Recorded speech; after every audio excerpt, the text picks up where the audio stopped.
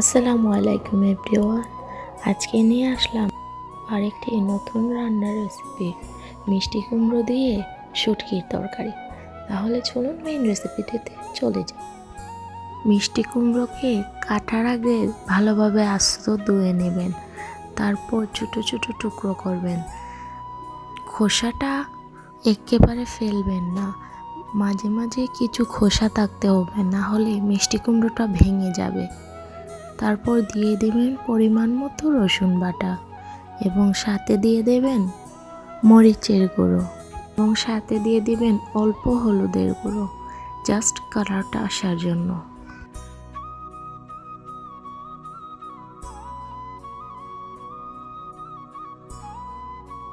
এবং পরিমাণ মতো লবণ দিয়ে দিবেন।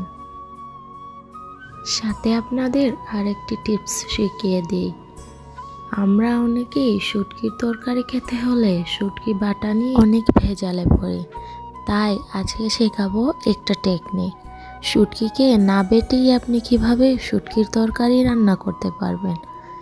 একটি পাত্রে পরিমাণ মতো জল নিয়ে নেবেন, তারপর জলে পরিমাণ মতো শুটকি দিয়ে দিবেন, দিয়ে জাল করে শুটকির যে পানিটা বের হবে সেইটাই দিয়ে দিবেন। আমি এরকমই রান্না করি, স্বাদটা কিন্তু বাটা শুটকির মতোই হয়।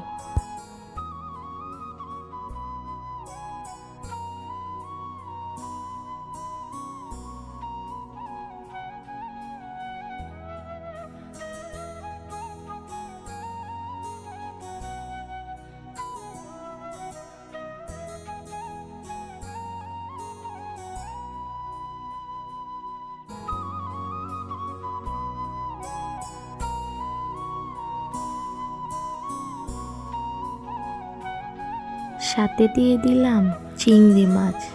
আমি কিন্তু মিষ্টি কুমড়োর সাথে চিংড়ি অনেক ভালোবাসি। আপনারা আপনাদের পছন্দ মতো যে কোনো মাছ ব্যবহার করতে পারেন। সব কিছু একসাথে মিশিয়ে ঢাকনা দিয়ে রেখে চুলায় বসিয়ে নেবেন। আমি কিন্তু আর জল ব্যবহার করিনি, এমনভাবে জল দিতে হবে যেন অনেকটা জলও না থাকে আবার অনেকটা শুকিয়েও না যায়, তাহলে টেস্টটা অনেক ভালো আসে। নামানোর পূর্বেই কাঁচা লঙ্কা এবং ধনেপাতা কুচি দিয়ে দেব, তারপরেই তৈরি হয়ে গেল মজাদার একটি শুটকি তরকারি। দেখুন কালারটা কি সুন্দর এসেছে। এটা দেখতে যেমন টেস্টি, খেতেও তেমন টেস্টি।